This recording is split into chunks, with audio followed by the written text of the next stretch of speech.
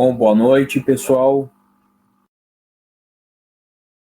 Iniciando um encontro nosso aqui sobre TCC, né? Sobre a nossa disciplina de TCC.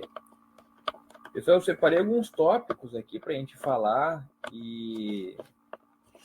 só que também não teria muito sentido ser uma questão muito expositiva. Eu vou colocar alguns pontos que eu julgo importantes na escrita, que eu julgo como importantes na escrita.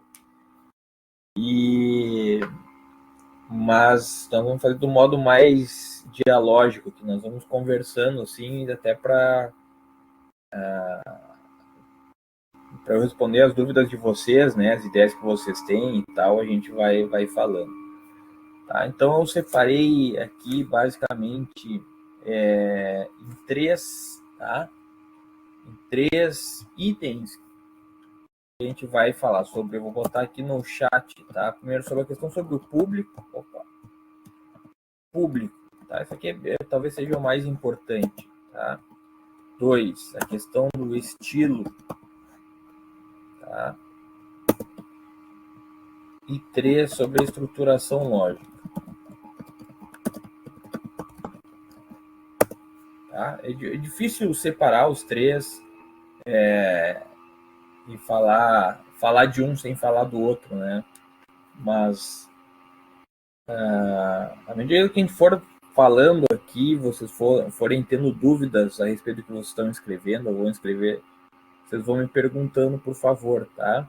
Até para não perder o contexto da questão, né? Tá? Então, a primeira questão sobre o público, tá? Vamos falar sobre o público. Na questão da comunicação, né, e escrever tentar comunicar, aqui num trabalho científico é comunicar um argumento logicamente estruturado, né? Comunicar um argumento com fundamento, tá? A gente comunica algo com pretensão de verdade. Tá? Então, só que a verdade, ela, digamos, é comunicada de um modo variando com o seu público correspondente. Né? Uma coisa é eu comunicar um argumento para uma crônica de jornal, né? Ou como um ensaio, ou como um livro, ou como um artigo, ou se é um livro para profissionais, um livro para estudantes, um livro para o público em geral. Tá? Tudo isso eu tenho que ter essa noção. Por exemplo, às vezes a gente escreve, né, é comum, né? O sujeito faz a dissertação, faz a tese, faz a monografia e depois transforma em livro. Né? Tem um pouco uma mudança do público, por isso que a gente às vezes muda o estilo, né? Convém mudar um pouco o estilo, a gente muda um pouco a escrita do texto que a gente faz. Tá? Então, o público que a gente tem aqui num trabalho científico de conclusão de curso, tá? Uma monografia de conclusão do curso, o público é a banca. Tá? Esse é o público que vai a quem vocês vão dirigir a escrita de vocês. Tá? Porque às vezes a gente também a gente se apaixona demais pelo tema e quer escrever quase como um livro, né? Então, por que é importante a gente ter noção do qual que é o nosso público? O público é a banca. Tá? Não é um público em geral. Eu não tenho como falar do mesmo jeito para, sei lá, quem está no primeiro semestre da graduação, ou para uma criança, para quem está no primeiro semestre da graduação, para quem está se formando, para quem já é formado, tá? Para professores, para profissionais, são públicos diferentes. Tá? E cada público carrega em si o seu pressuposto, a sua bagagem, digamos assim, que a gente imagina que tenha, o que deveria ter, né, na média. Evidentemente, um trabalho que vocês escreveriam para um público de professores, para professores da banca, ele deve ser escrito de uma maneira diferente que se vocês fossem escrever para alunos do primeiro semestre da graduação. Tá? Possivelmente um trabalho que eu endereço a um professor, tá? ele permite um grau de aprofundamento e de rigor maior do que um aluno do primeiro semestre. O aluno do primeiro semestre do curso, se for muito rigoroso no seu estilo, na sua argumentação, for muito profundamente, ele não é capaz de captar aquele argumento. Tá? Então, não existe um público universal nesse sentido, né? Ou como diz o Perelman, o auditório universal aqui, né? Que nós vamos trabalhar sobre o auditório particular. Tá? Qual é o público? Então, o público que a gente vai trabalhar aqui no TCC é a banca. A banca é o público de vocês. Tá? E vamos botar aqui, então, né? Primeira questão do público. Vamos botar 1A. Público. Vou ficar escrito aqui. É a banca. Okay? A banca é composta o quê? Pelos professores do curso. Tá? Então, isso tem um reflexo, qual seja, os pressupostos teóricos. Né? Digamos que eu vou falar sobre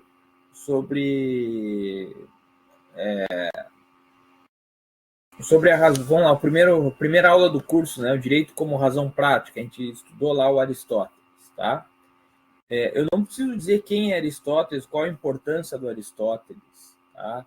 Ou como a filosofia grega chegou até Aristóteles. Tá? Eu vou falar especificamente sobre a razão prática. Todos os conhecimentos pressupostos sobre Aristóteles a banca já conhece.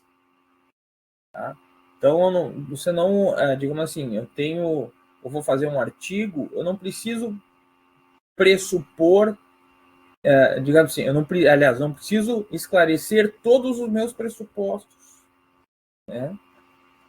Alguns pressupostos, os professores já estão no contexto desses pressupostos, eles já sabem disso. Então, não preciso perder espaço, perder tempo ou desviar o foco do meu argumento para outras questões que são colaterais ao meu argumento. Tá? Então, sei lá, eu vou escrever sobre a prudência em Aristóteles, na questão da razão prática e como o raciocínio jurídico hoje tem a ver com isso, mas perdeu esse conceito, por exemplo. Tá? Eu não preciso falar explicar toda a ética aristotélica, só aquilo, né? Num artigo ou numa monografia, eu dou como pressuposto que o sujeito que está me avaliando da banca, ele já conhece sobre o assunto, senão ele não poderia estar na banca.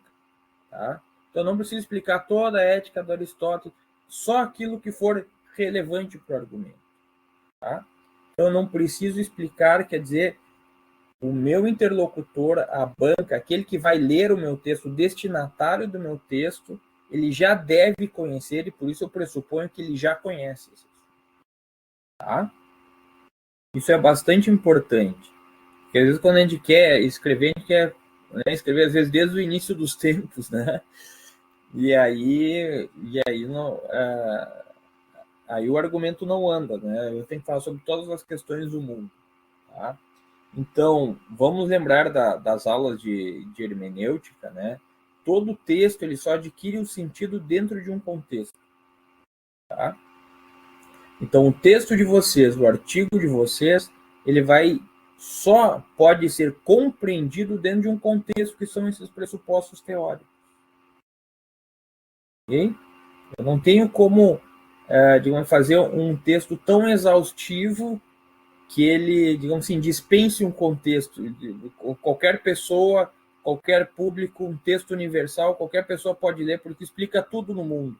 Não, porque quando eu vou escrever, eu tenho que explicar até porque eu usei determinada regra gramatical. Não tem porquê. Tá?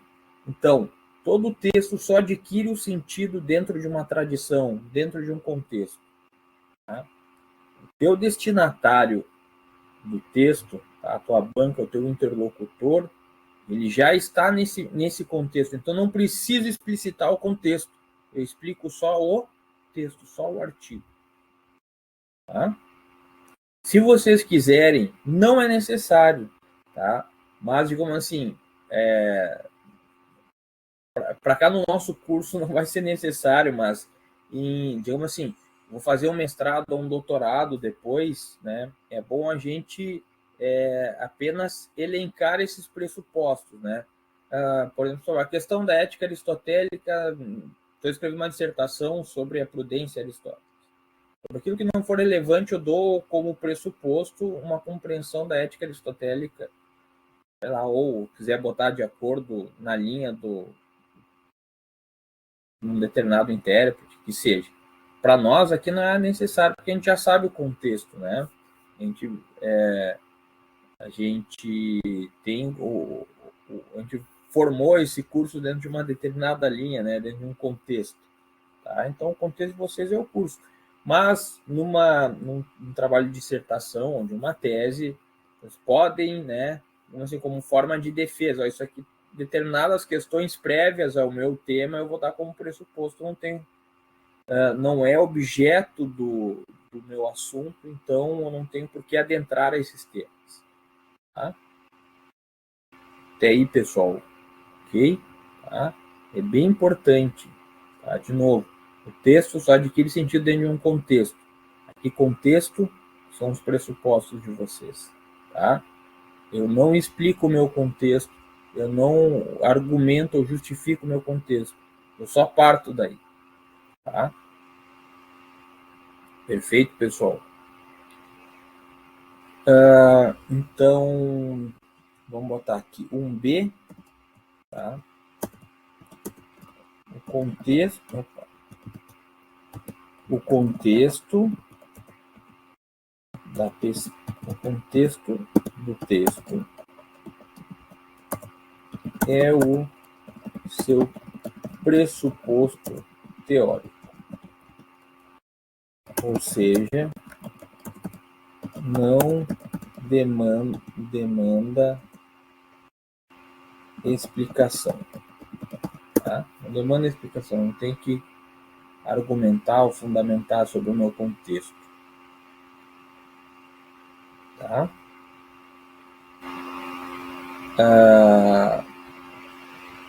Outra questão que tem a ver com o público é o rigor lógico. Tá?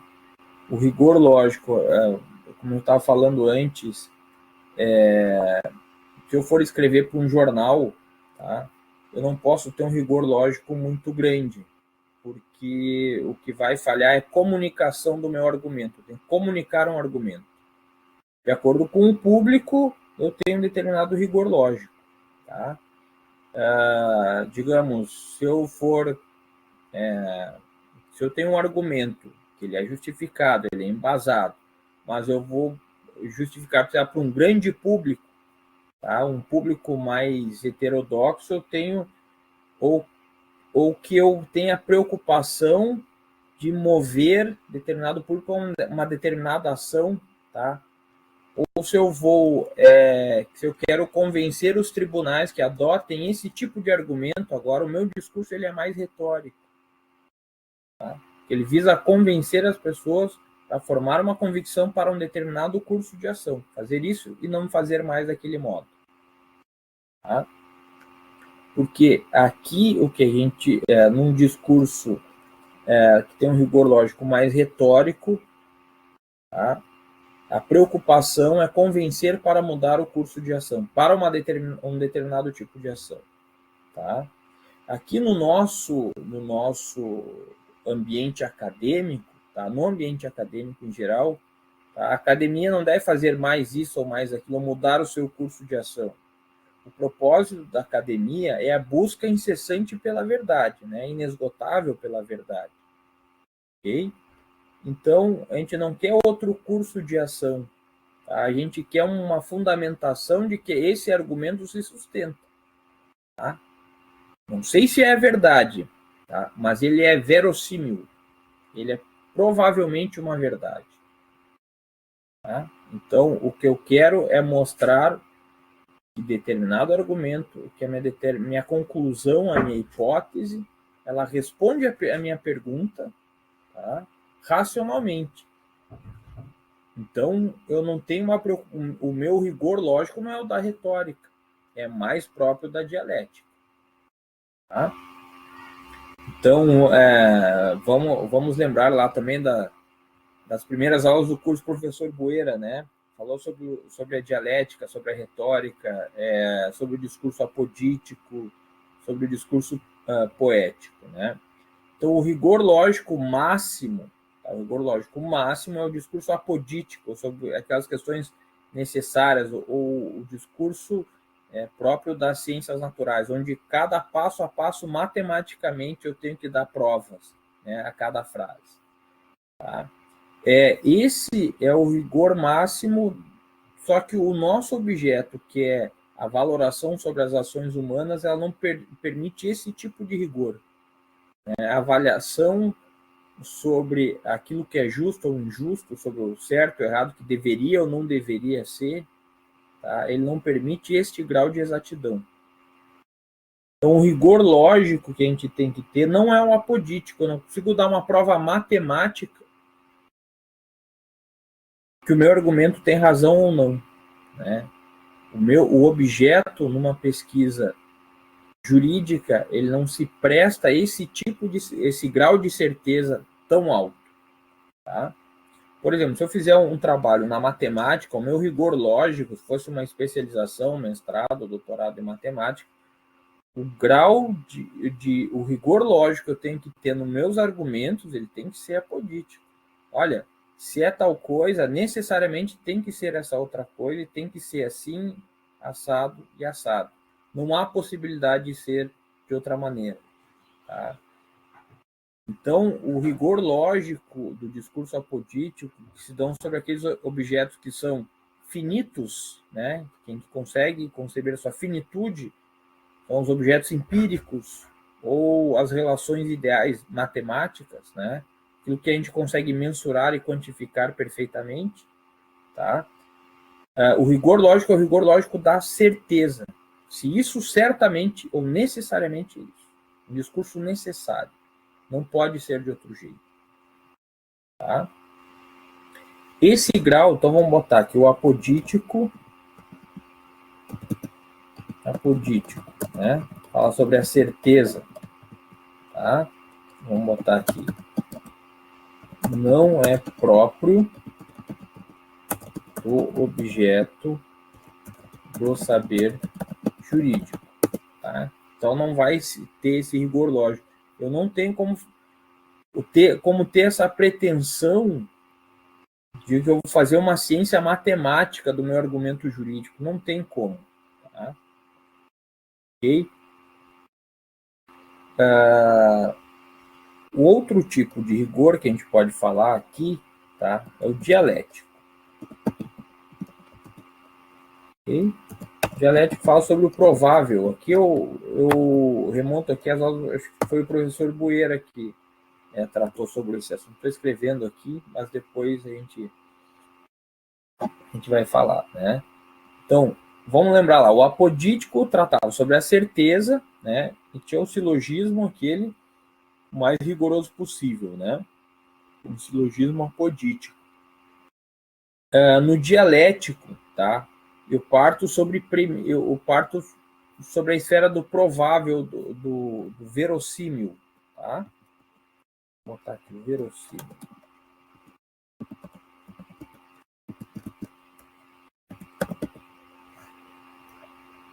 Ok?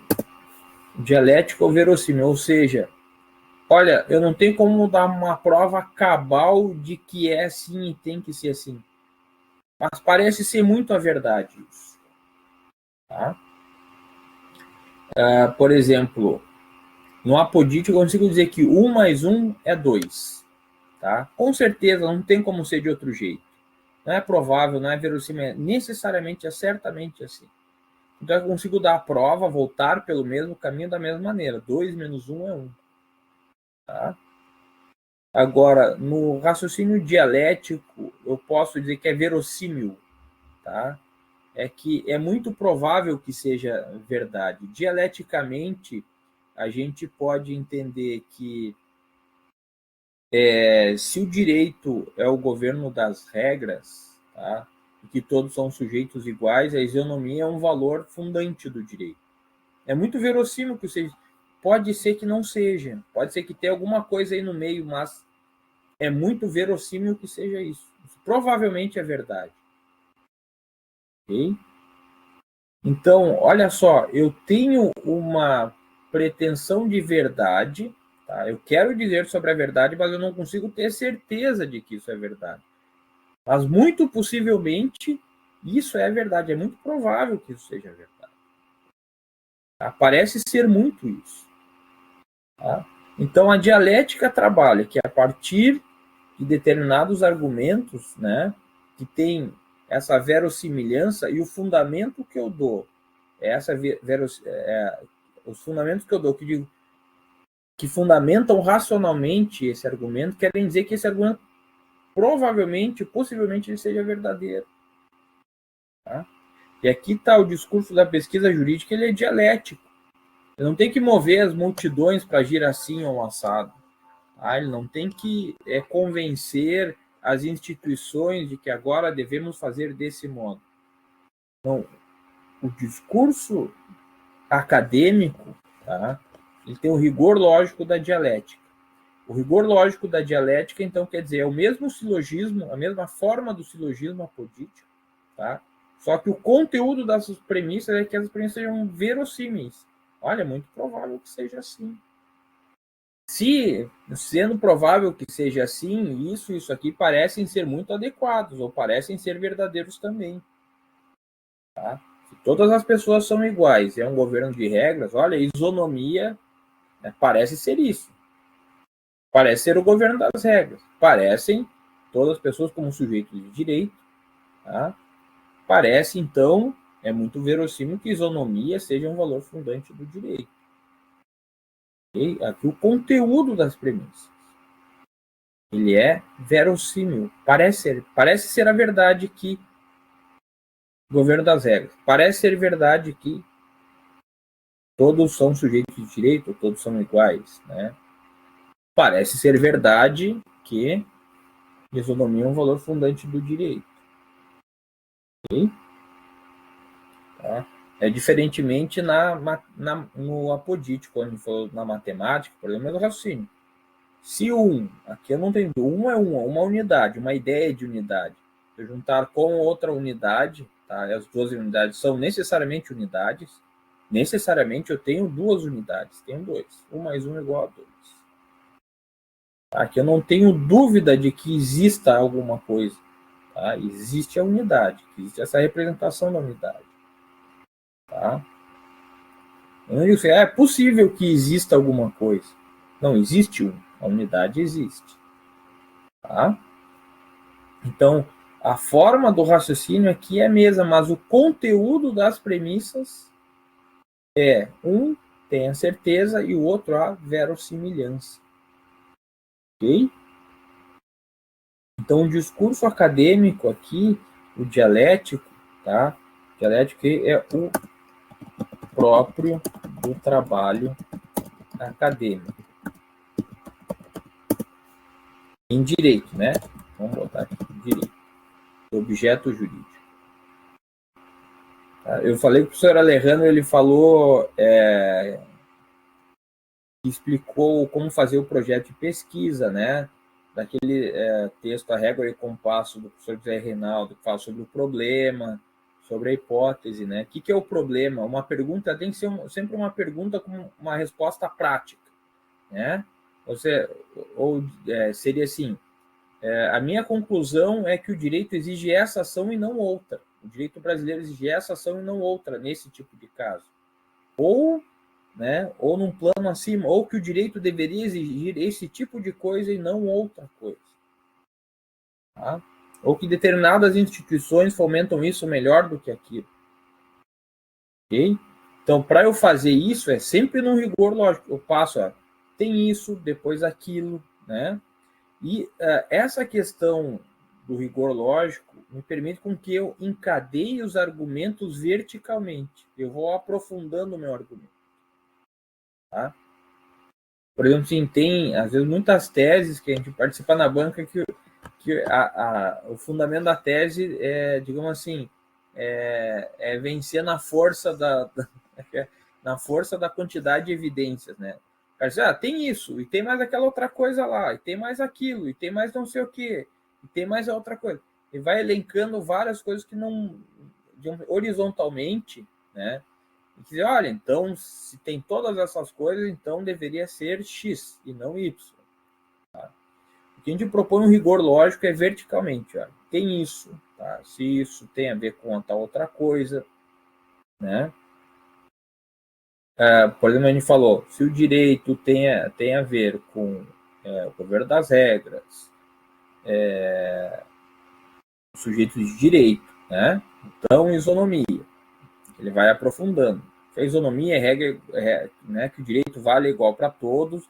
A ideia de regra, tá, me coloca num certo padrão de igualdade. Então, eu vou aprofundando, eu vou andando profundamente.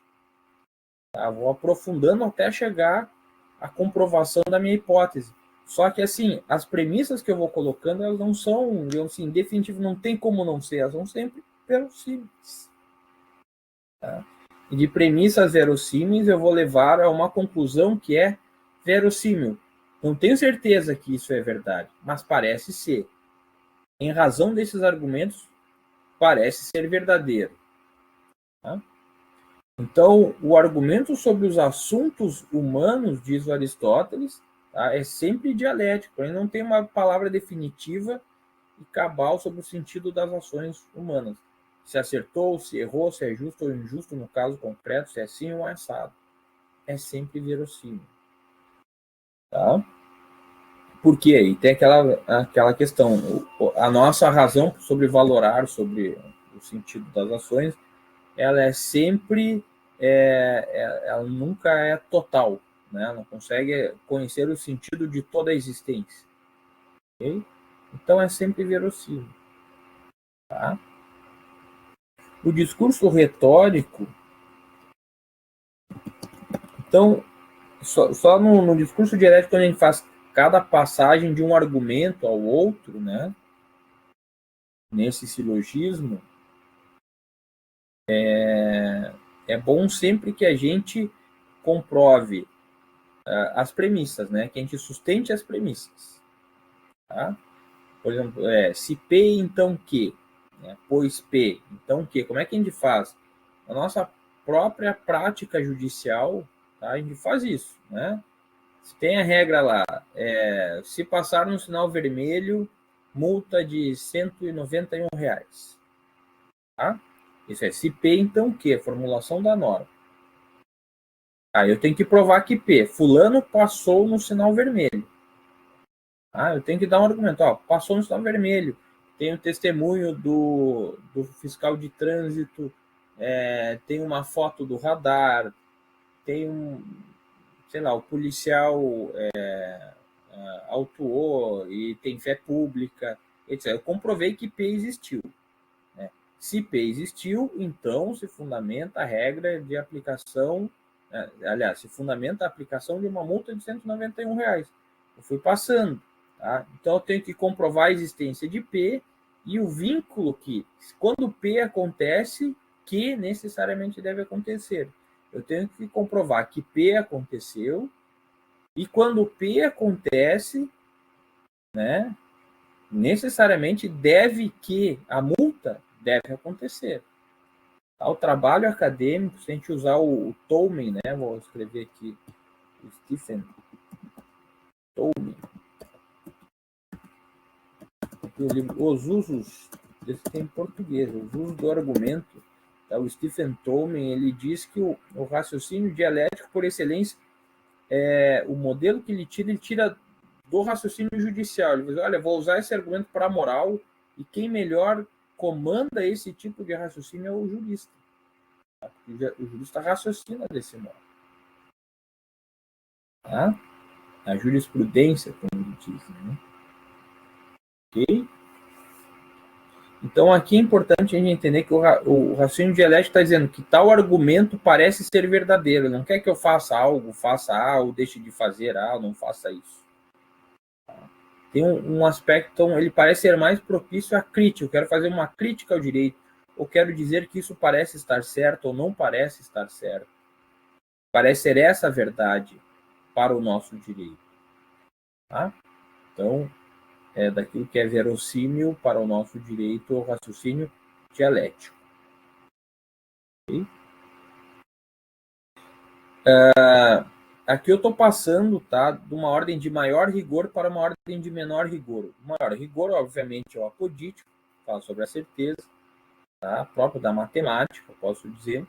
O dialético tem o seu rigor lógico, tá? Em terceiro lugar, o retórico. Tá? O retórico trabalha sobre o convencimento. Okay? E aqui, o retórico, ele trabalha sobre o convencimento. Olha só, ele é próprio do direito, tá? Mas ele é próprio do direito quando eu sou um operador jurídico, tá? Seja eu um juiz, quer dizer que o justo naquele caso é fazer tal coisa, tá?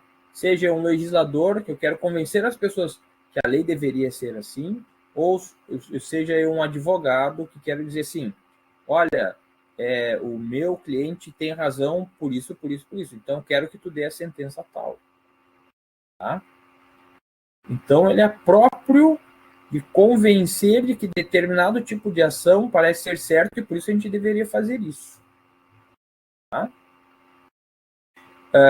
Só que aqui, como ele trabalha o convencimento, ele trabalha num plano mais próximo às emoções, tá? Porque quer dizer assim, vamos viver assim, tá? O plano retórico.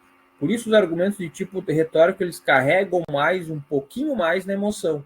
Então o rigor, ele é menos lógico, ele é menos, né? Quanto mais rigor lógico, mais frio, né? Não sei que a pessoa seja apaixonada por números, vocês lê livros sobre teses de matemática, não é uma coisa emocionante, assim, nossa, né? Sair com as emoções à flor da pele. Agora, um discurso retórico, ele carrega emocionalmente, né? Assim, nossa, agora vamos viver justamente, tá? Então, o retórico, ele trabalha num rigor lógico menor, tá? Mas carrega um pouco mais nas emoções. Por isso, o tipo de linguagem que eu uso já começa a ser um pouco diferente. Ele vai já direcionando, ele vai qualificando mais determinados argumentos. Tá? Quando a gente carrega alguns exageros, né? Ou sei lá, pega, mas determinada visão do direito que aplica essas jurisprudências contrárias que são jurisprudências que não dão conta ou são pouco preocupadas com a justiça. Eu vou carregando, eu vou qualificando demais. O discurso retórico é próprio para já ir, né? Já é fazendo o teu interlocutor, o teu ouvinte, já aderir àquela tua tese já mais emocionalmente. Tá? Se eu não aderir àquele discurso, eu vou me sentir um injusto. Então, ele já vai me retorcendo. Mas no discurso retórico, eu já tenho mais ou menos a minha conclusão pronta. Eu quero que... a minha preocupação não é chegar à resposta. Eu já tenho a resposta. Quero que as pessoas vão aderir a ela. Tá? Okay? Então, olha só, o silogismo que o retórico usa é o entimema. Tá? O que é o entimema? É o mesmo silogismo que está no apodítico e no dialético. Só que eu oculto umas premissas. Tá? Então, eu vou falar da isonomia, eu vou dizer assim, cara, governo das regras. Né? Isso é o governo das regras. Okay? Não vou falar, olha, somos todos iguais, né? Vamos viver sobre as regras devem ser aplicadas para todos. Então, a isonomia é um valor fundante do direito. Né? Se eu estou dizendo assim, eu uso a jurisprudência, olha, nesse caso foi julgado assim, eu quero isso para mim também. Ou não temos isonomia. Isso já é mais carregado emocionalmente. Eu não ocultei, eu ocultei o passo a passo, né? O se P, então que, P se comprovou, então que. Não, eu já vou direto no que. Tá? Ok? Esse é o raciocínio antimemático, mas ele é próprio do direito também, mas não do trabalho acadêmico do direito. Tá? A não ser que eu queira doutrinar as pessoas. Tá? Eu quero que todo mundo pense assim, então eu vou convencer elas e vou formar uma seita e vocês têm que aderir, senão vocês vão se sentir injustos, no fundo, né? O cara, junto com o argumento, vem uma culpa junto, assim, né? Isso é próprio do raciocínio retórico, tá? Mas ele não deve fazer parte do trabalho acadêmico em direito. Okay? Porque o acadêmico em direito está preocupado com a verdade sobre as afirmações sobre o direito. Não sobre se a gente deveria fazer isso ou aquilo, não necessariamente vamos, né, movimentar um grupo, vamos nos reunir, nos organizar para que a gente viva mais assim e não daquele outro modo. Não. Então, o discurso, olha só, a gente vê, quanto mais rigor lógico, menos emoção, né? A gente vai descendo o rigor lógico já para o dialético, eu tenho que ter um verossímil, olha, eu tenho que ter uma certa noção de vida para que aquilo possa fazer sentido. Já no retórico, né, já começo a carregar mais emocionalmente e perder um pouco de rigor lógico. Tá? Então, o poético, por último lugar, tá? É o raciocínio inventivo.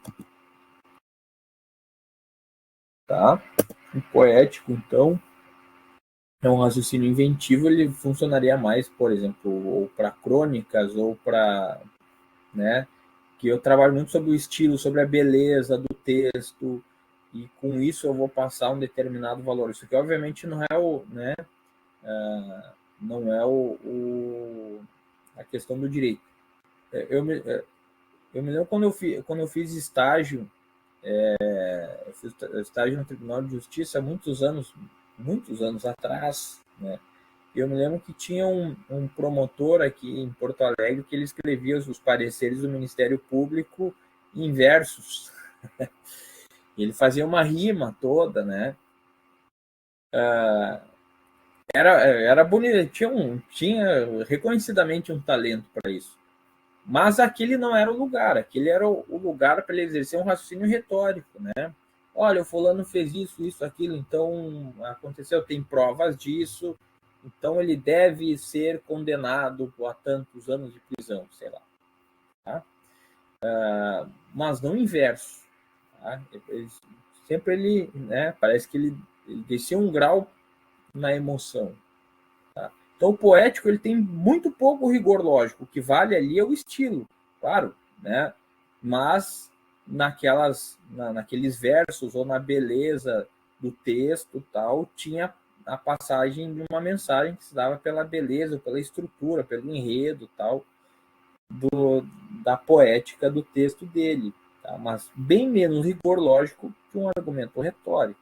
Tá? Um argumento retórico também tem um rigor lógico, tá? Menor que o dialético, tá?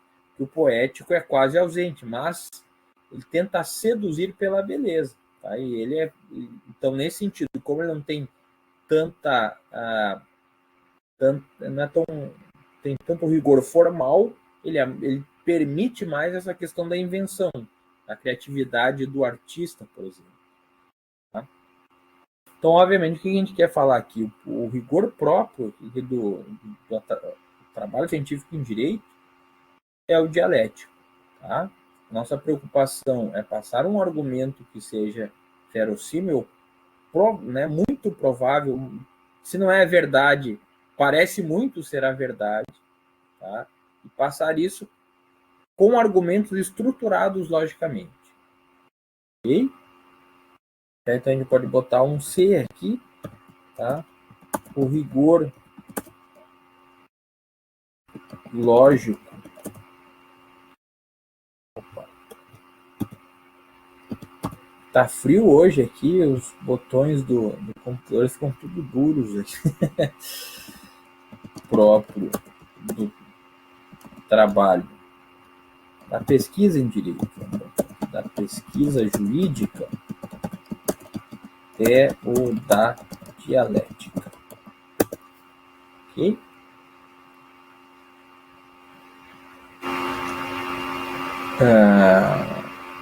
E aí outra questão, tá? Uma quarta questão que a gente está falando sobre a questão do público, tá? O que é a tese, dissertação ou monografia? A gente decifrou um pouco a natureza do texto a partir do público, né?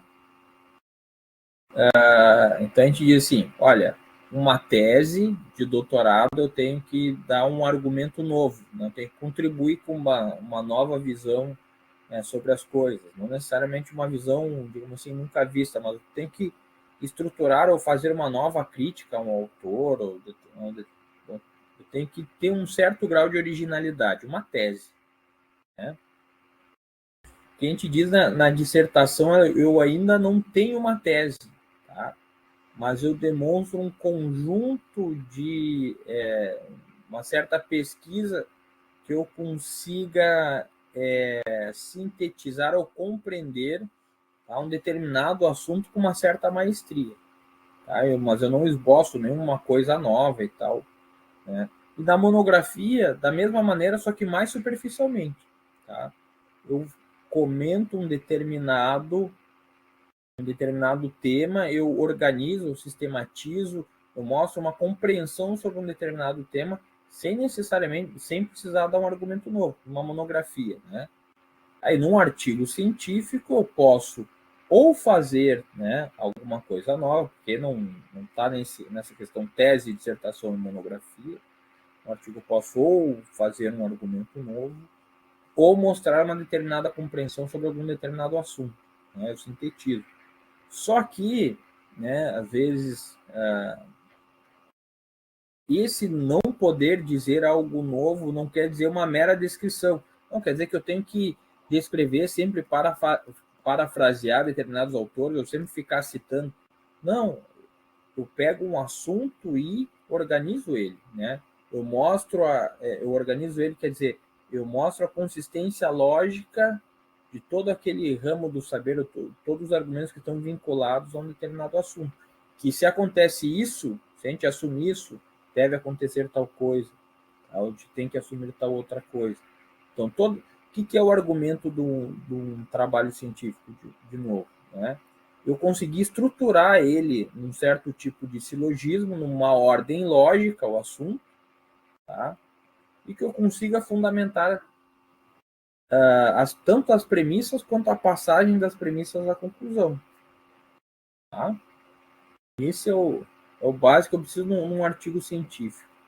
Eu tenho que resumir, digamos assim, se eu pegasse um matemático ou um lógico e submetesse meu artigo de ciências humanas para ele, tá, ele teria que conseguir, de certa maneira, formalizar ele num silogismo. No fundo, tá? E isso vai aparecer na estrutura do texto, a gente vai ver depois. Okay?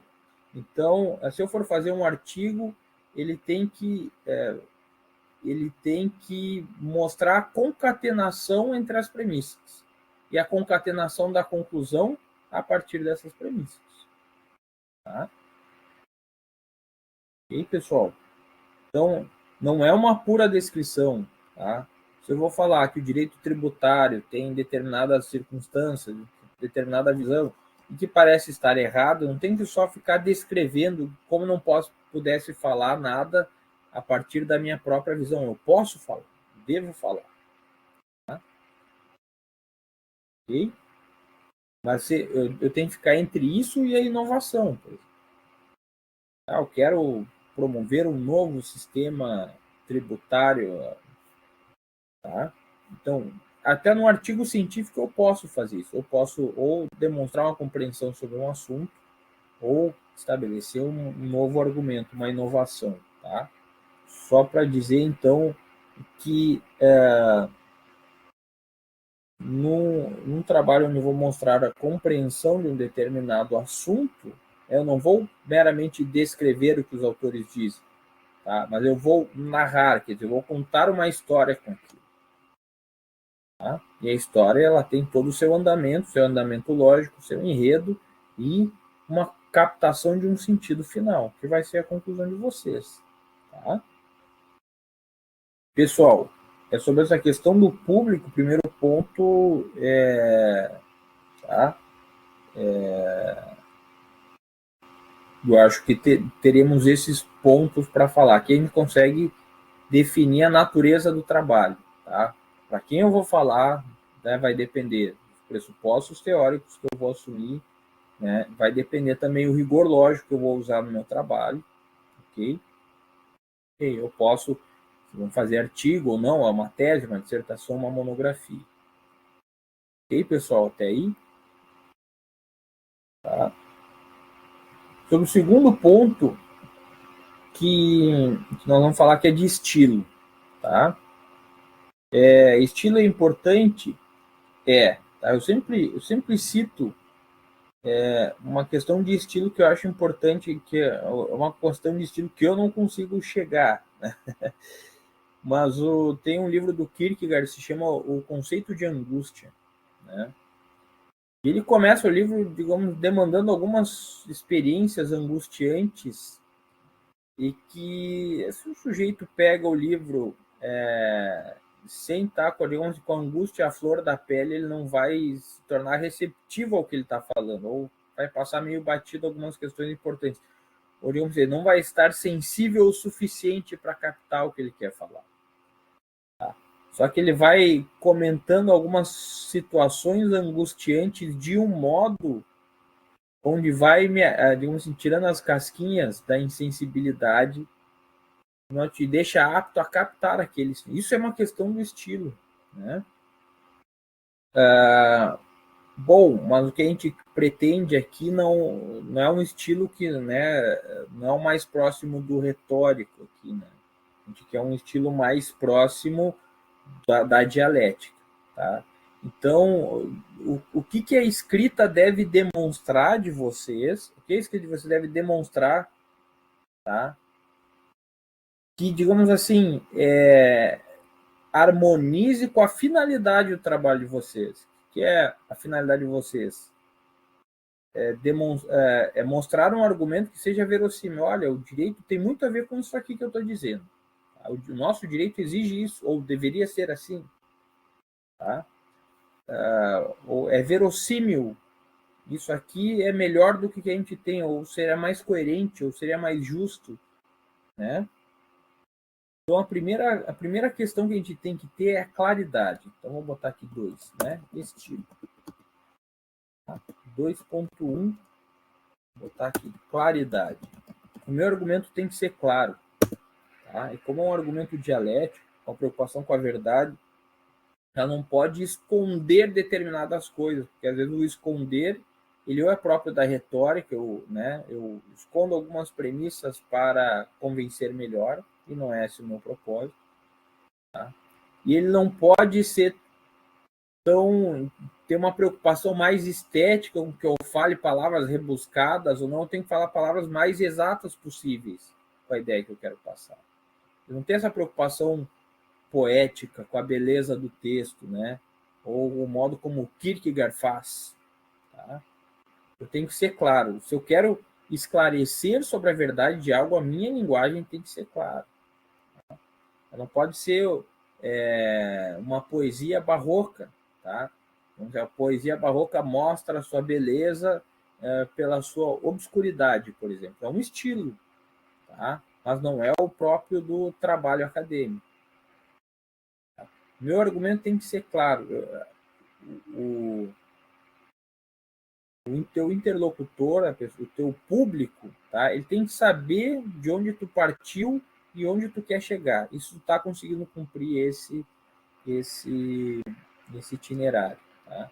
Mas que às vezes a gente queira fazer com estilo, se puder fazer com estilo ok, mas que ele não comprometa a clareza do trabalho. Tá? Às vezes a gente, para ficar mais bonito, a gente vai usar outras palavras mais rebuscadas. Bom, isso vai esclarecer mais? Não. Então, vai tornar mais oculto, mas vai demonstrar uma erudição maior e palavras difíceis? Não, então não deve usar. Tá? Tem que buscar o máximo da clareza possível naquilo que eu estou falando. Okay? Então, se a finalidade é transmitir uma possível verdade, né, ou algo verossímil, tem que ser claro em relação a isso. O trabalho científico, ele sempre quer dizer assim, tem certas coisas que a gente tem no âmbito da pré-compreensão nossa sobre o direito, tá? E só que está na pré-compreensão, aquilo está, digamos assim, não articulado em palavras. Eu quero mostrar isso, eu quero articular em palavras, quero mostrar, trazer aquilo que está escondido eu quero trazer as claras. Então, eu preciso ter claridade, essa claridade na minha linguagem. Ela precisa ter clareza. Tá? E aqui é um princípio da lógica. A gente falou sobre o princípio da não contradição, né? Se P, então Q. P, então Q, né? O modus ponendo ponens. Tá? Aqui nós vamos falar sobre o segundo princípio da lógica, o princípio da identidade. Eu tenho que saber que eu estou falando de uma coisa e não de outra. Tá?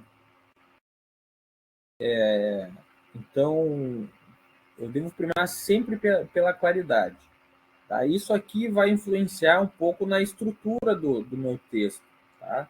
Eu já vou adiantar um pouco aqui a questão do ponto 3, né, a estruturação do argumento, que é introdução, desenvolvimento e conclusão. Né? A minha introdução ela tem que partir de modo muito claro. Tem que dizer assim, olha, se o direito é isso, isso e aquilo, né, eu pretendo aqui dizer que se o direito é isso, isso e aquilo, então, né, dada não sei o que, tal coisa, eu quero dizer aqui que o direito deveria assumir a posição X, o direito brasileiro deveria assumir a posição X.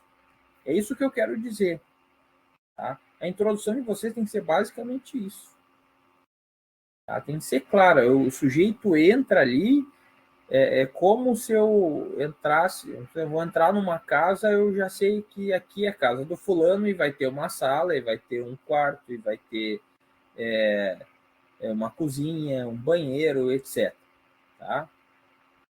Agora, se eu entrar numa porta, eu não sei se é uma casa, se é uma loja, ou sei lá, se é um depósito, eu vou abrir a porta meio com receio, não sei bem o que é. Os primeiros passos que eu vou estar dando, eu não sei, que eu vou dar, eu não sei direito onde é que eu vou estar. Então, a introdução que vai abrir, né, abrir o argumento de vocês, eu vim aqui para falar isso. Tá? Isso é clareza que eu tenho que ter. Tá? Então, a primeira questão é clareza. Vou ter claridade, né? Clareza, né? E, então, dado a estrutura dialética, tá? A finalidade da dialética, meu estilo primeiro tem que primar pela clareza. Isso já vai refletir na estruturação do texto. Tem que falar na introdução. Né? No meu projeto eu coloco lá o meu problema, a minha hipótese, né?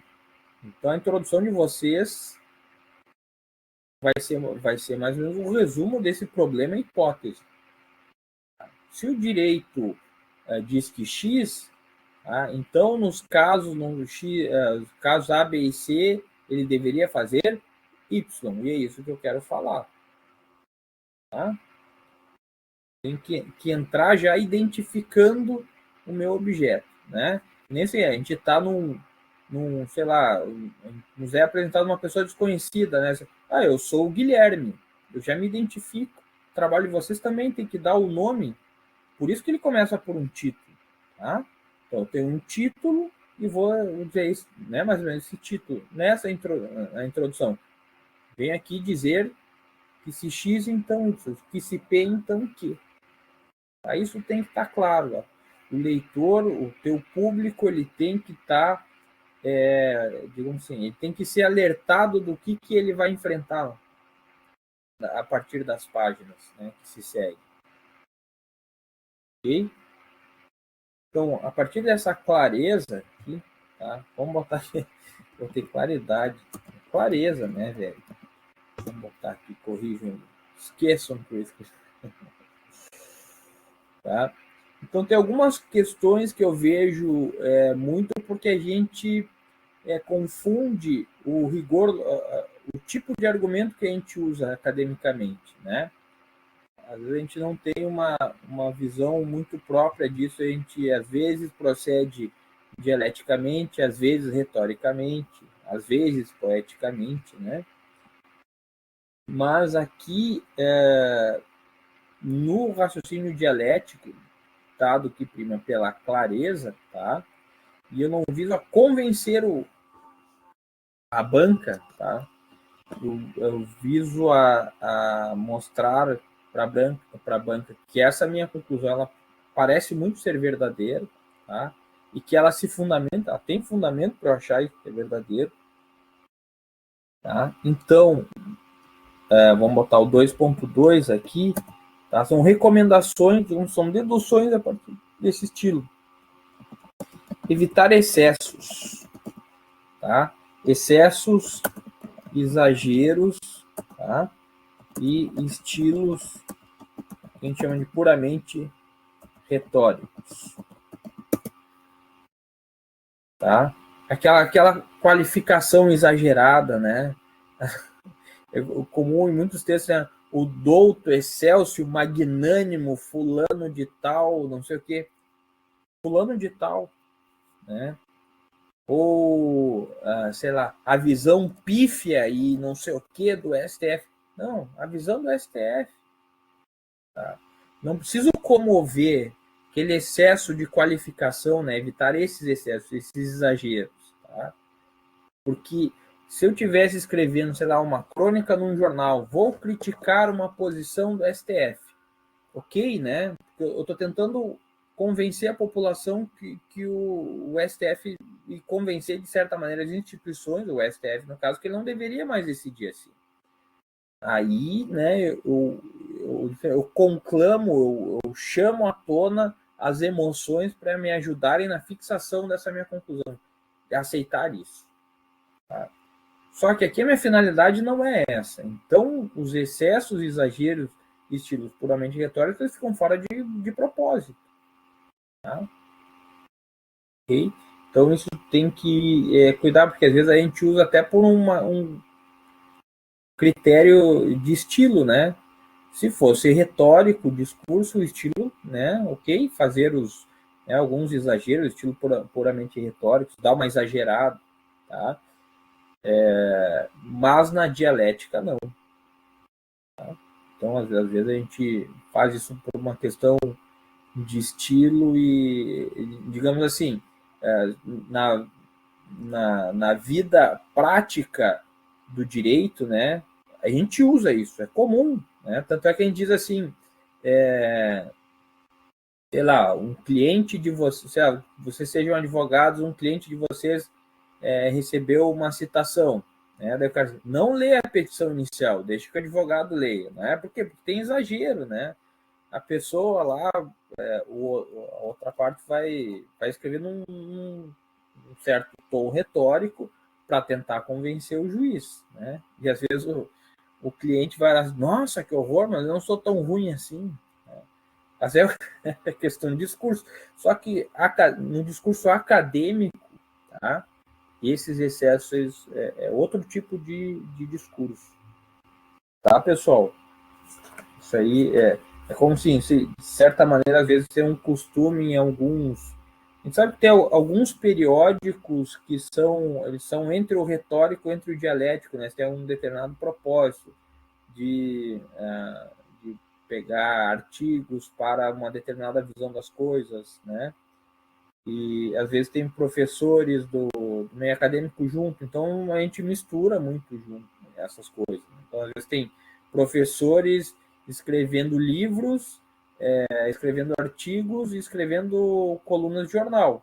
Os três tipos de argumentos, o estilo linguístico tem que ser diferente dos três modos, né? Então, só que a gente vê, é o fulano, ele escreve assim, eu gostei, vou escrever sempre assim. Não é, tá? Então, vamos colocar as coisas cada uma no seu lugar. Tá? Questão de estilo quanto à pessoa que escreve. Tá? Você tem um estilo que eu não tenho um nome para isso, mas eu sei que os franceses usam muito, que é na primeira pessoa do plural, né? Nós, sempre é nós, né? Nós fazemos isso, nós cremos, que entendemos que, tá? Vamos botar aqui dois, a pessoa, né? Pessoa. Vamos botar aqui nós, né?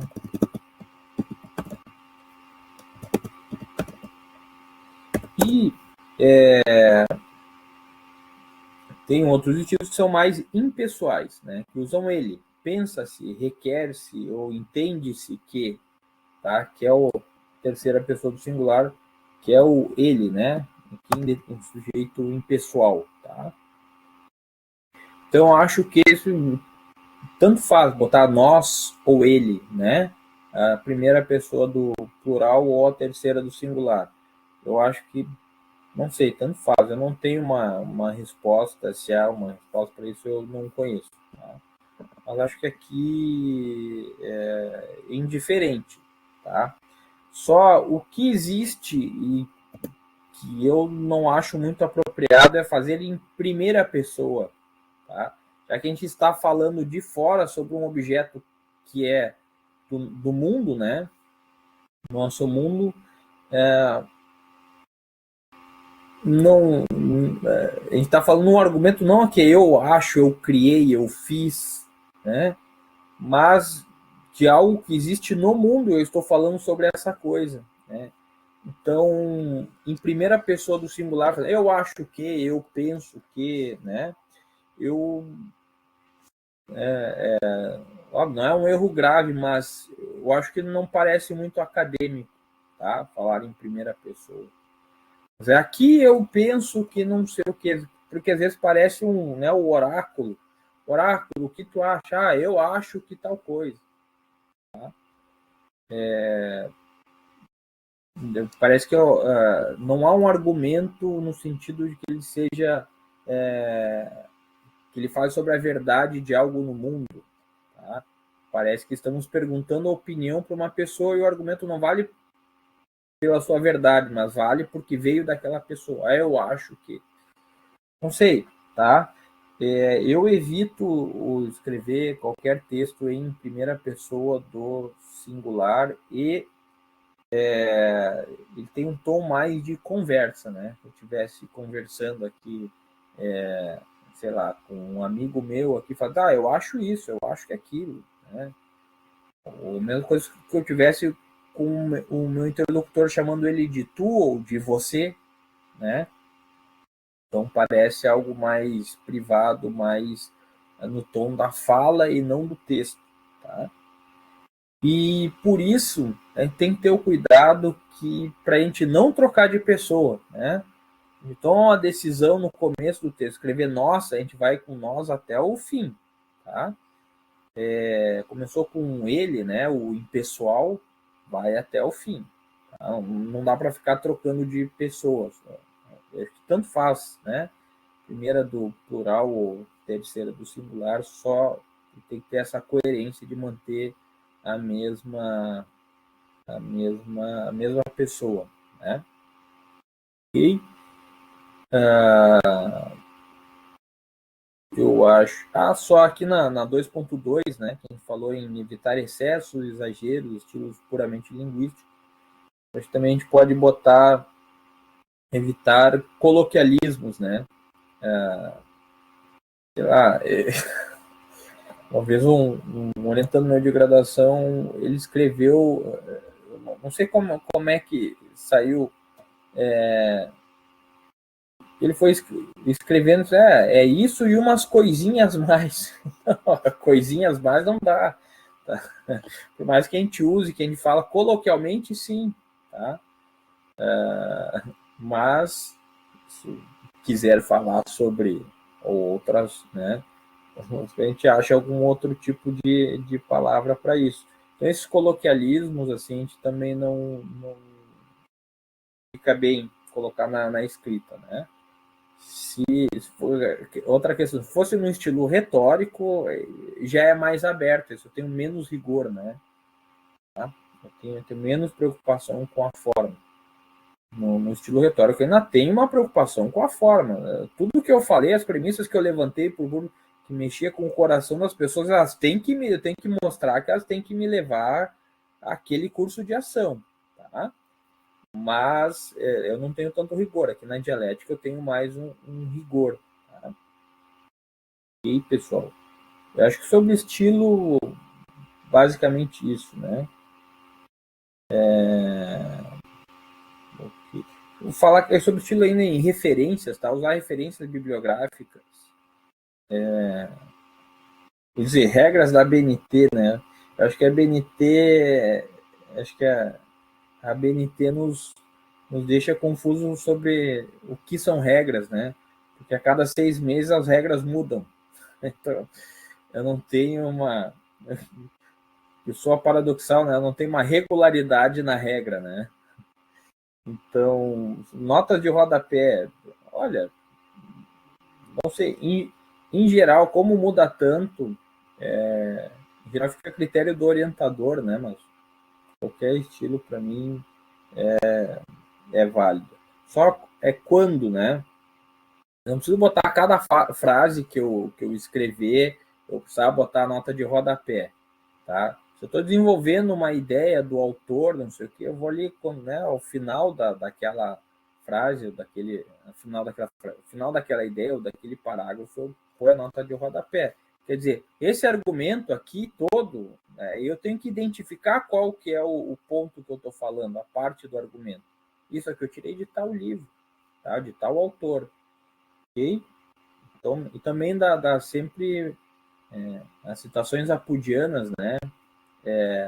Isso aqui, sei lá, eu tirei do Aristóteles que estava no livro do, sei lá, o Aristóteles lido por Alex, né? Tirei do livro do Alex uma frase do Aristóteles. Então cita assim, né? Aristóteles apud Alex, ou citado por Alex. Né? Pô, vai direto no Aristóteles. Tá? Se a gente puder ir direto na fonte, a gente vai na fonte. Tá? E a citação, tá? Quando for necessária a citação, quando eu estou desenvolvendo um argumento, eu quero dizer assim, o que o Alex está dizendo, ou o que o Aristóteles está dizendo, sei lá quem, é exatamente isso aqui. Ou se a prova cabal que o Aristóteles diz isso aqui. Né? Ou eu expliquei, por exemplo, sei lá, eu expliquei aqui, né? Olha, no discurso apodítico, é mais próprio da matemática, porque o objeto da matemática permite esse tipo de rigor. Tá? O do direito não, tem um rigor menor, porque o objeto do direito não permite. Eu posso, digamos assim, citar, né? Como diz o Aristóteles. Tá? É próprio da pessoa instruída exigir o grau de certeza de acordo com o objeto, com aquilo que a natureza do objeto permite. Assim como não posso exigir me satisfazer com argumentos por persuasão, né, por parte de um matemático, também não posso exigir demonstrações por parte de um retor. Citei, né? Então, quer dizer, aquilo que Aristóteles está falando é exatamente isso que eu disse. Tá? Aí sim, ele ilustra, né? Ele dá aquela... Ou quando eu quero dar uma prova cabal de algo. Olha, né, por exemplo, assim, muita gente diz que o Kelsen tem uma doutrina legalista, né? Tem a moldura e eu decido dentro da moldura. E eu vou dizer assim, não é isso. O Kelsen diz que eu posso decidir de qualquer jeito. Eu dou uma frase dele, né? Dentro da moldura ou fora da moldura. Eu ponho a frase. E aí ilustra, né? E você elimina qualquer dúvida a respeito de que ele possa não falar isso, tá? Por exemplo, nesses casos, esses dois casos que eu vejo como citação, né? Às vezes a gente usa assim, eu estou falando sobre isso, mas o autor fala melhor, ele, sei lá, gosto mais do estilo dele. Aí eu falo e ponho a citação de novo para repetir, e aí fica muito repetitivo, né? Então a citação ela tem a função, ou digamos assim, como o fechamento daquela ideia, e isso que eu estava falando é isso que o Aristóteles diz aqui, ó, tá? Porque aí eu uso a citação como autoridade do Aristóteles, tá? Ou quando eu quero dar uma prova, olha só, isso é importante dizer, ele disse isso, aqui, tá aqui a frase, tá? Nesses pontos vale a citação. Ok? Deixa eu ver, eu queria dizer mais alguma coisa. Acho que isso. Tá, agora, sobre a estruturação do argumento, vamos botar aqui sobre a estruturação.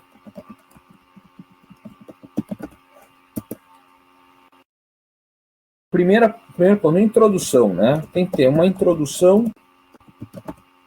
E a introdução que eu vou botar aqui, vou assinalar de novo, que é clareza, né? Vim dizer que se P, então Q. Tá? Olha, eu tenho digamos assim, sei lá, vou usar um argumento, vou falar contra o neoconstitucionalismo utilizado no STF. Assim, se a gente usa, se existem problemas, né, sobre uma aplicação ética do direito, e a gente usar princípios morais que não são consensuais ainda para tornar o direito mais propício à nossa vida, né, as circunstâncias e a exigência ética do direito, será que o juiz pode usar da sua visão moral particular para julgar esses casos? A minha resposta nesse ponto é que os juízes fazem não é tornar o direito mais ético, mas mais arbitrário. Ponto. Vim dizer, tá? Eu tenho que dizer a minha. Eu vim percorrer um caminho para chegar a essa conclusão. A introdução de vocês ela tem que, né? Sei lá, se for um artigo, vamos escrever, sei lá, um artigo. Não pode ter 3 páginas, né? Uma introdução vai ter, sei lá, uma página no máximo, né? Num artigo. No TCC talvez tenha umas 2 ou 3 páginas, tá? Ok, mas eu vou colocar o problema ali e dizer, vim dizer que a resposta para esse problema é isso aqui. Vocês fizeram lá no projeto, problema e a hipótese. Isso aí, a introdução de vocês tem que trazer isso de maneira bem clara, tá? É como se eu fosse, olha, eu vim dizer isso, e o interlocutor diz, mas será que é isso mesmo? Tá? Então, no ponto 3.2, tá? Que é o desenvolvimento, o texto, né?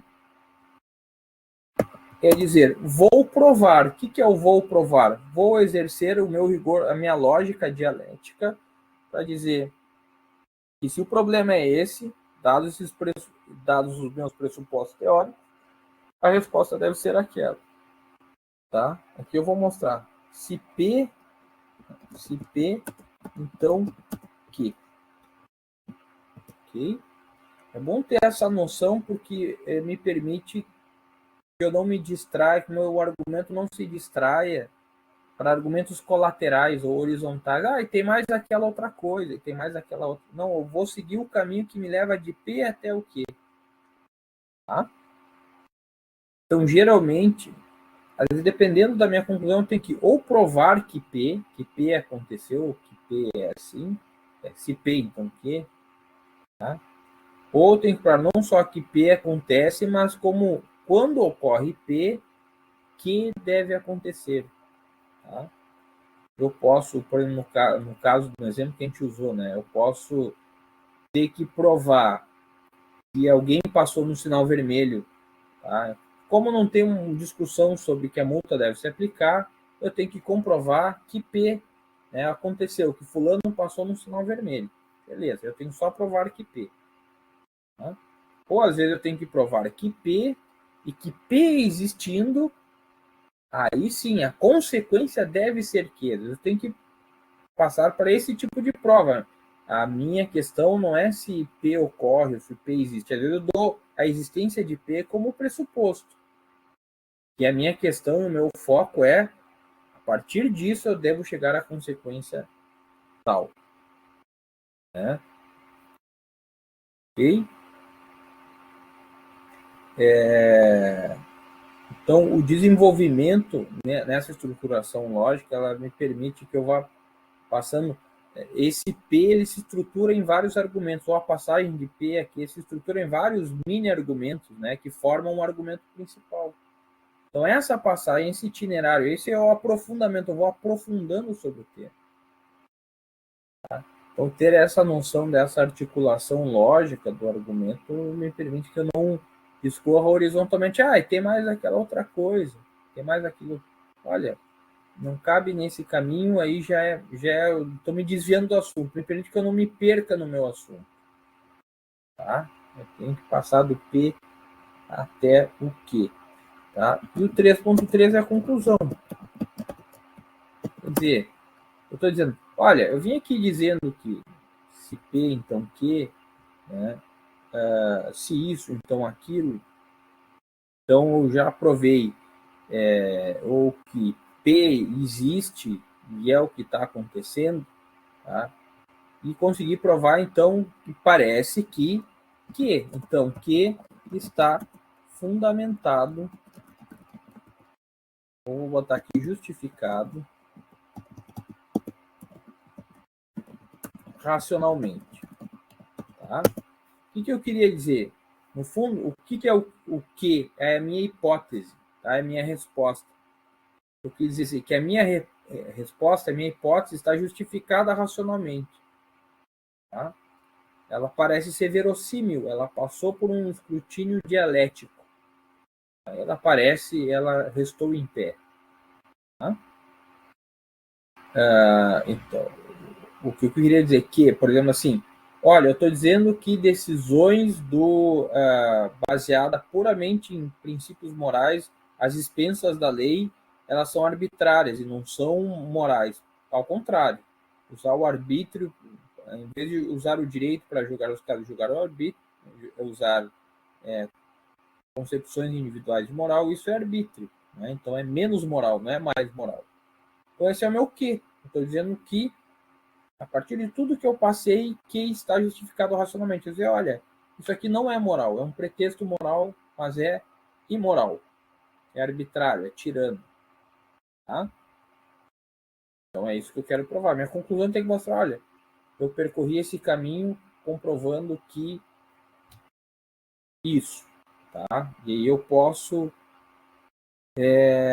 às vezes esclarecerem algumas, né, digamos assim, eu posso dar conclusão, digamos, estar um pouquinho alargada aos fatos, assim, que o ambiente que a gente vive é isso e aquilo. No caso que eu estou falando aqui sei lá, decisões arbitrárias, né?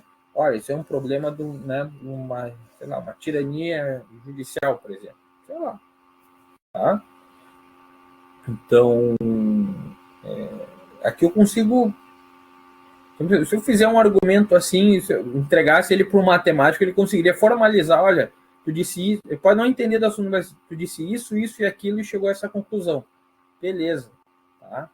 Então aqui não, o que interessa para a banca aqui nesse ponto e para qualquer argumento acadêmico não é se de fato é verdadeiro, é mais verossímil. Tá? O que uma banca pode fazer é de onde tu partiu, tu consegue sustentar a tua conclusão que. Tá? Às vezes, sim, tem muitas bancas que tem sei lá, uma opinião que estou muito de acordo com a conclusão dele. Tá? Só que isso acontece, né? Às vezes o pessoal vai montar uma banca, não pega, às vezes, o pessoal que é extremamente contrário àquela visão ou àquela teoria lá, ou não gosta de determinado autor e tal, convida mais ou menos que já é ali próximo. O que vai fazer? Quer dizer, que bom, tu concorda comigo, 10 para ti. Acontece muito isso, tá? Mas não é o trabalho acadêmico. Olha, essa conclusão que tu chegou, trouxe argumentos suficientes que justifiquem racionalmente assumir isso como uma resposta verossímil, tá? Pode ser, pode não ser, mas justifica ela. Esse argumento é sólido, né? Sim, beleza. Tá? Então está cumprida a tarefa. Tá? Esse é o ponto, não é tanto se sim ou não, se os professores vão concordar ou não vão concordar, mas esse ponto, se eu conseguir numa do modo estruturado logicamente, passar do P até o Q. Olha, Q, existem razões para a gente assumir P como Q como verdadeiro, né? Verdadeiro no sentido dialético, como verossímil. Tá? E aqui eu mostrei as razões que sustentam essa visão. Tá? Não é acertar quase uma visão oracular, né? Não, aquilo era justo, o outro não era injusto. Tá? Até pela própria ideia de verossimilhança, né? A gente tem que ver se algo, o trabalho científico, eu discorri cientificamente disso. Eu consegui comprovar que se sustenta. Tá? Eu costumo usar com os meus orientandos a questão o argumento, ele tem que ser estilo Rock Balboa, né? No filme do Rock Balboa tem uma luta lá que ele fica 12 rounds com a guarda abaixada só apanhando, né? Olha, se conseguiu ficar de pé, beleza, ele se sustenta racionalmente. Tá? Conseguiu passar por todos os contra-argumentos e justificar racionalmente, né? Então, se tu bater tanto no teu argumento que ele ficar de pé, é porque ele sustenta, né? Então, o ponto aqui não é, digamos, usando essa metáfora do rockball, não é tanto vencer a luta, mas como conseguir ficar de pé até o final. Tá? O argumento tem que ser possível de fazer isso. Tá? Só um ponto que me lembrei agora, tá? Que eu vejo mais em livros e dissertações, não tanto em artigos, porque não tem tanto espaço para fazer isso. Mas a questão do exemplo, né? Em livros, às vezes a gente discorre tão abstratamente, teoricamente, conceitos, e os conceitos eles têm uma certa abertura semântica, né? Uma certa vagueza, e quando a gente passa lá, sei lá, às vezes 10, 15 páginas falando só conceitualmente, às vezes saem compreensões para um lado de lá e outra para o outro lado de cá, e ninguém sabe sobre o que o texto está falando exatamente. Né? Às vezes, quando a gente abre muito, de um modo muito abstrato, é importante, sei lá, a cada pouco a gente dá um exemplo para fixar os limites do modo como a gente está usando aquele conceito. Tá? Então, o exemplo ele tem, né, um papel exemplificador, ele tem que facilitar a compreensão, ele ilustra. Quer dizer, é disso que eu estou dizendo, que nem acontece nesse caso, que isso e aquilo. Tá? Então, o exemplo ele tem que facilitar a compreensão. É que nem quando a minha esposa está conversando comigo, ela está braba comigo, ela diz assim para mim: entendeu, Guilherme, o que é que eu desenho? Tá? É mais ou menos tipo assim: o exemplo é quase como desenhar para a pessoa. É disso que eu estou falando. Tá? Então, o exemplo que ele, assim, por mais rebuscado e erudito que pareça, às vezes ele quer parecer, assim, ele dificulta a compreensão daquilo que eu estou dizendo, ele não fixa o sentido do modo mais concreto, ele não é um bom exemplo para aquilo que eu estou dizendo. Tá? Então, quando a gente discorre por muito tempo, digamos assim, abstratamente, faz bem, né? A gente consegue dar mais identidade ao texto. Olha, eu estou falando sobre isso aqui, é desse modo. Tá? Um pouco direcionando a compreensão do que eu estou dizendo, para ela não voar demais. Então, o exemplo tem esse papel, né? Um pouco de demarcar a compreensão. Olha, estou falando nesse sentido. Né? Porque o exemplo ele é concreto. Né? O conceito ele é abstrato. Então, ele dá uma fixada no sentido. Ele elimina algumas interpretações. Então, às vezes eu não quero que me entendam com aquele conceito outra coisa. Às vezes eu dou um exemplo e já elimino aquelas outras compreensões. Tá? Então, por exemplo, o Hegel, quando vai falar sobre a questão da reificação, ele usa um exemplo como ilustração da sua teoria. Tá? Ele fala dialética senhor-escravo. Tá? Um reifica o outro. Tá? Nenhum dos dois são livres. Isso ajuda a compreender. Tá? E o modo com a linguagem que o Hegel usa, ele precisa usar o exemplo toda hora, porque é anti-intuitivo o que ele está falando. É cada vez mais obscuro. Então, usar um exemplo, uma metáfora, uma comparação ajuda a fixar. Olha, eu estou falando isso aqui. Tá? Aqui, pessoal, agora eu deixo com vocês. Tá? Se vocês têm perguntas,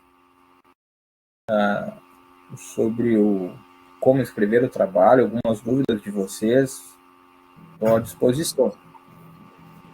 Professor, na verdade, eu acho que esses esclarecimentos, tanto de ontem quanto de hoje, fizeram tanta diferença que o trabalho que eu entreguei ali na pasta do projeto, eu vou fazer algumas alterações. E eu até queria saber como que funciona, porque o prazo seria até o dia 31 de julho, né? E o Aham. Moodle não permite que a gente faça a exclusão, né? Eu queria saber se seria possível, Tá. de repente, abrir uma outra aba, porque essa aba do projeto, ela está na pasta de argumentação turma A.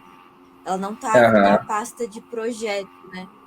E como é que funciona? Porque, assim, foi muito esclarecedor, tanto a sua Tá. aula quanto a do professor Alejandro. Tá. Não tem E como, naquela aba, não tem como adicionar outro, ali é pelo Moodle, isso, não aparece a opção para eu adicionar para outro adicionar mais. documento. É como se ele já Tá. tivesse entregue e eu não possa fazer alteração, embora o prazo ainda não tenha se encerrado. Ah, assim, Manuela, eu sou meio arigó de sistema, assim, eu não É que, na entendo. verdade, eu, Os desculpa, meninos que professor, dominam bem. Se puder nessa escrever um atividade, e-mail ali, tá? De algum modo vai ser possível, nem que tu mande por e-mail, tá? O projeto, digamos assim, atualizado, uhum. tá? Então, eu vou deixar aqui escrito, só um pouquinho, tá? Eu já vou deixar escrito para ficar no nosso e-mail ali. Se puder mandar um e-mail, seria válido para não ficar perdida, às vezes, a demanda, né? Tá? Mas é Não, mas eu, possível. Algum jeito a gente acha de fazer isso. Nem que seja mandar por e-mail até para e a falar a gente. verdade, essa atividade em que eu respondi ali enviando o arquivo, ela tinha um prazo de vencimento em abril, eu confirmei aqui, abril. E só que o Aham. prazo foi estendido, né? Então ela não foi Sim, estendido no sistema. tá, tá. Só deixa eu escrever aqui. Eu vou escrever brevemente aqui pra eu não me perder aqui, ó. Só um momentinho. Eu vou deixar escrito aqui no.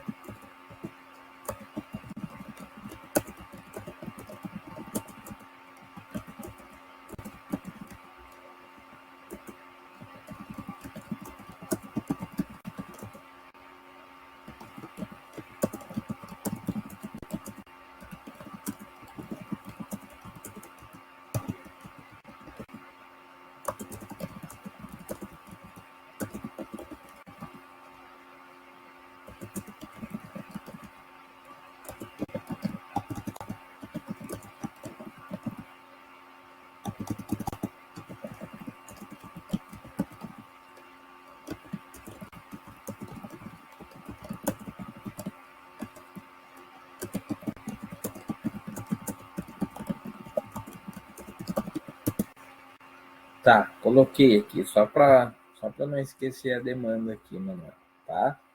Mas Professor, um Augusto pouquinho aqui, tem boa que noite. mandar. Me Oi, ouvindo? Augusto, Me escuta bem? tô ouvindo, O senhor poderia tô falar, ouvindo. em termos gerais, assim, na questão de justificativa de uma pesquisa qualitativa?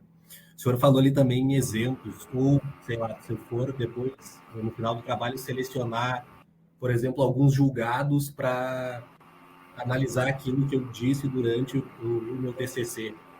Porque eu tenho um Uhum. pouco de receio de ficar parecendo que eu pensei algumas decisões que encaixam naquilo que eu estou dizendo, entendeu? Então, como é que Sim, justificaria a escolha de determinadas decisões se eu quero e fazer uma determinadas decisões, qualitativa e não quantitativa? Não quero analisar um monte, mas sim, algumas.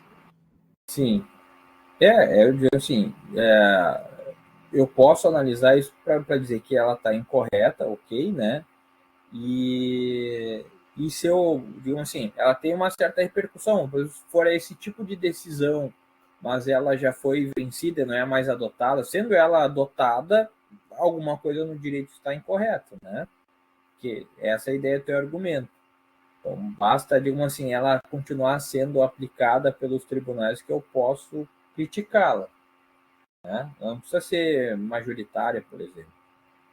Não sei se é isso que tu perguntou, Augusto. Não, acho que sim. Mais ou menos isso. Basta que ela faça parte do direito. Que eu, É surto efeitos, né?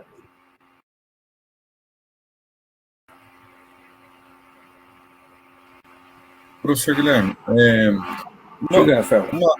uma dúvida que eu tenho, professor, até perguntei ao professor Alejandro, gostaria muito de ouvi-lo também a respeito.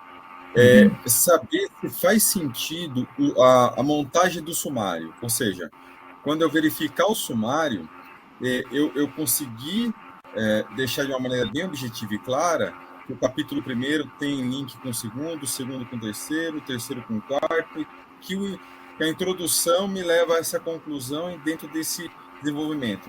Eu sei que isso é muito subjetivo, cada um vai ver de um jeito, mas existiria alguma maneira para, olha, existe uma regra, se não tiver dentro dessa regra, porque está fora de coesão, fora de uma lógica, você precisa repensar. E uma segunda pergunta, se o senhor me permite, professor, é o seguinte: qual é a técnica que o senhor adota para efeito de pesquisa? Ou seja, o senhor faz um sumário prévio, e claro, esse sumário a qualquer momento ele pode ser mudado, alterado, acrescido, ou o senhor simplesmente pega alguns textos principais, começa a estudar ele e depois cria o sumário ao final dessa pesquisa? Qual que é a ideia que o senhor tem como regra de pesquisa? Obrigado, professor. Não, tranquilo, Rafael. Vamos começar da segunda pergunta. Geralmente o sumário a gente forma quando já tem uma ideia mais geral do argumento. O meu argumento vai andar por isso e vai chegar por aí, né? E agora eu vou, digamos assim, explicitar ele.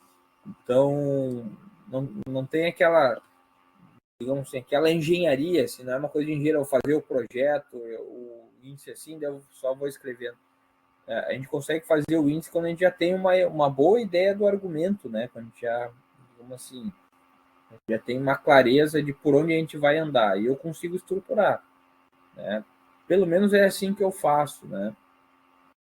Então, e como tu disse, às vezes a gente tem uma ideia, olha, quando a gente já tem um interesse em escrever sobre um determinado assunto, a gente já tem uma ideia básica, assim, né?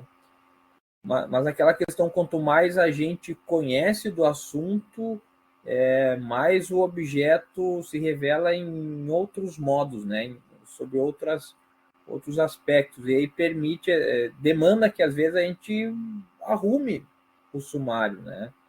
Então eu posso fazer um sumário prévio, assim, meio geral, e ir rearranjando ele, né? Às vezes, assim, até próximo de terminar, às vezes o cara dá uma rearranjada. Vou ter que fazer, porque algumas coisas aparecem com, né, digamos assim,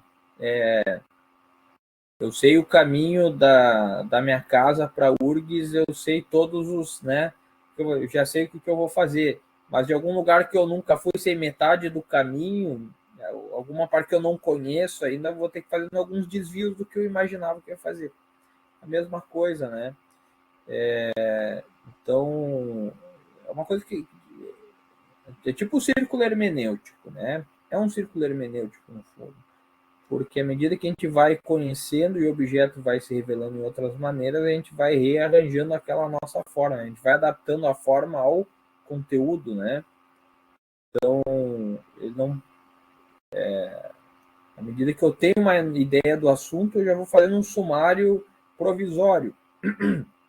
À medida que eu vou andando, eu vou aperfeiçoando esse sumário, né? Tranquilo, não é um projeto de engenharia, assim, né? Primeiro isso, depois aquilo, termina o primeiro, começa o segundo, e aí vai, não volta para trás. Sempre vai um ir e voltar, né? Ir e voltar constante. E a primeira pergunta era sobre regras de... A organização do sumário, professor, se Tá. faz sentido o capítulo primeiro com o segundo com o terceiro, como é que Sim. eu consigo ter uma certeza de que faz sentido? O teu sumário, ele tem que, mais ou menos, a pessoa olha e tem uma ideia de por onde vai andar o teu argumento, né? Então, o que tem de regra é mais ou menos que eles guardem uma proporção, não rígida, assim, né? Olha, tem que fazer 10 páginas cada um. Não, mas como assim, eu não posso ter um capítulo com 5 páginas e outro com 40, né? Então, seria melhor que eu englobasse esse de 5 em outro capítulo, de repente, né, é uma coisa mais acessória no argumento. Então, vale mais a pena, por exemplo, não é uma coisa definitiva, por exemplo, assim, que eu uso, né? Sei lá, às vezes eu fazer 6 capítulos, tá? De repente eu divido aqueles, tipo, 3 para cada lado, ou 2 e 1 e 4 no outro, e faço, sei lá, eu coloco eles um primeiro capítulo e coloco dentro 1, 2 e 3, o segundo capítulo, 3, 4, 6, né? Para, digamos assim, eu demonstro uma compreensão do assunto que eu estou sintetizando aquele assunto em determinadas formas, né? Então, mas não tem muita regra, assim, né? O bom é a gente ver um andamento, assim. Eu, eu tenho lido muitos autores americanos que eu acho interessante, que eles partem, às vezes, do problema. Até quando eu escrevi minha tese, eu usei daquela que estava me chamando muita atenção. Eles partem das teorias que eles querem criticar, por exemplo, né? E explicam aquelas teorias, explicam do modo mais perfeito possível, né? E daí estabelece, depois, né, de explicar a conclusão daquele capítulo, digamos, como essas teorias me levam a alguns problemas que elas não conseguem resolver. Né? E depois eu começo, por exemplo, um outro capítulo, começando como é que eu resolveria esse problema. Né? Então, outros começam de uma maneira, como a gente diz, mais francesa, uma parte mais conceitual, e depois baixando aos fatos, né? Ou tem esse modo mais, como diz, americano, que é a partir das teorias que estão sendo usadas, eu quero mostrar que elas têm erros, né? E a partir daí eu vou construindo a minha teoria, né? A partir desses erros, dessas teorias erradas. Então, aí digamos assim, aí varia de acordo com a familiaridade que o sujeito tem para abordar o tema, né? Até como que o tema permite, né? Por exemplo, se eu fazer sei lá, o Augusto antes falou de fazer uma crítica ou uma decisão, né? Uma jurisprudência. Eu tenho que começar. Aí fica bem mais fácil eu fazer uma análise daquela jurisprudência e me mostrar o que não bate bem ali, para aí começar a construir os meus argumentos que dariam conta, né? Se sobreporiam a essa teoria que é insuficiente, por exemplo. Ok? Aqui a curiosidade, professor, é o seguinte: existe às vezes, eu concordo com o senhor, fez bastante sentido, mas existem algumas situações em que você trabalha com teses antagônicas. Então, por exemplo, o senhor está acompanhando mais de perto o que eu estou querendo escrever. Silogismo versus argumentação. Eu tenho o silogismo lógico e a argumentação jurídica. Eu tenho 2 fatores antagônicos. Como é que eu monto um sumário? Porque eu vou ter que falar do silogismo, um capítulo, vou ter que falar do silogismo, e vou ter que falar de um capítulo sobre argumentação jurídica. Como são antagônicos, se eu partir, por exemplo, no capítulo 2, que eu vou falar sobre o silogismo lógico, e no 3 sobre argumentação, haverá um vácuo entre esses 2 capítulos. Então, teria alguma estratégia para eu poder fazer uma ligação e falar, olha, tá vendo? Não é tese subsidiária, é tese diferente, é tese... não sei se me fiz entender, entendeu, professor? Sim, eu entendi. Na verdade, é uma teoria superadora da outra, né? Exato, então, exato. Valeria a pena eu mostrar uma teoria formalista nesse sentido, né? Escrever ela até chegar aos seus problemas. E aí, né? E aí, digo assim, eu apareço com a teoria da argumentação que daria conta desses problemas, mas eu não posso, como se diz, né? Jogar o bebê fora junto com a água suja. Eu tenho que manter a segurança jurídica que o formalismo me dá. Como é que faço isso, né? Entendi. Eu tenho que dar como ela supera sem perder os méritos da outra teoria. Eu escrevo depois. Né? Entendi. Então excelente técnica. Então, eu aponto, já que eu estou criticando que esse sistema formalístico, lógico, silogístico não é o mais recomendável, eu termino ele dizendo o problema, e aí agora eu venho com a argumentação apresentando uma proposta de solução desse problema e apontando aquilo que é positivo naquilo que eu acho que deveria ser diferente. E como a teoria da argumentação, como ela é mais aberta, ela também não perde a segurança jurídica, né? Sim, como é que eu faço para ela não perder a segurança jurídica? Perfeito, professor. Perfeito. Então tá. Pessoal, mais alguém?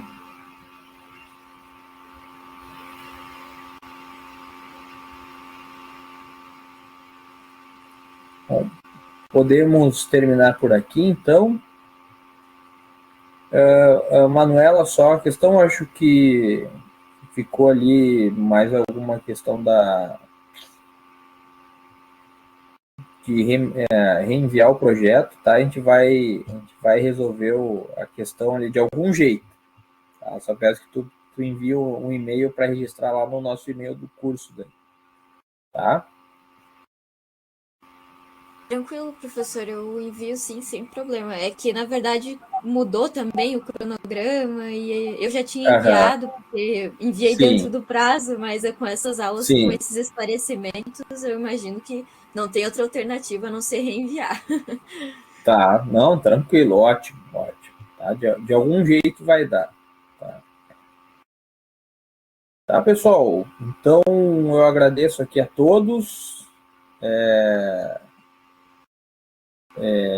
Acho que nós vamos ter mais alguns encontros ainda de TCC, né? Então, nos veremos em breve novamente. Tá, pessoal? Um grande prazer estar com vocês novamente aí. Um grande abraço a todos. Obrigado, professor. Boa noite. Boa noite, professor. Obrigado. Boa noite.